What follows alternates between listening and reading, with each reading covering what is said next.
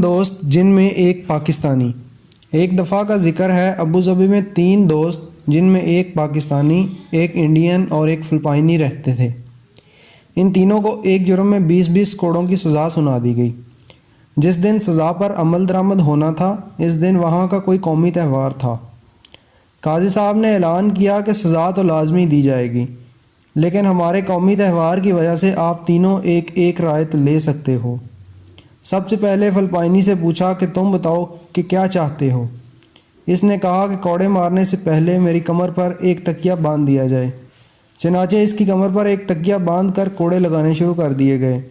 15-16 کوڑوں کے بعد تکیہ پھٹ گیا اور باقی کوڑے اسے اپنی کمر پر سہنے پڑے۔ اس کے بعد ایک انڈین کی باری آئی۔ جب اس سے پوچھا گیا تو اس نے تکیے کی حالت دیکھنے کے بعد کہا میری کمر پر 2 تکیے باندھ دیں۔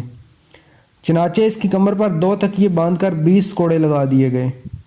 وہ بہت خوش ہوا کہ سزا پر عمل ہو گیا، لیکن بغیر کسی تکلیف کے۔ جب پاکستانی کی باری آئی تو قاضی نے کہا چونکہ تم ہمارے مسلم بھائی ہو اس لیے تمہیں 2 رعایتیں دی جائیں گی۔ بولو کیا چاہتے ہو؟ پاکستانی بولا، پہلی رعایت تو یہ دیں کہ مجھے 20 کی بجائے 40 کوڑے مارے جائیں۔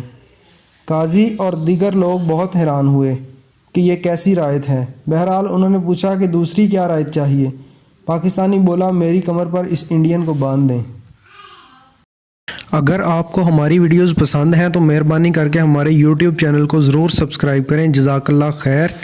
دن کی بہترین ویڈیوز دیکھنے کے لیے ڈیلی مورل ویڈیوز کو ضرور سبسکرائب کریں۔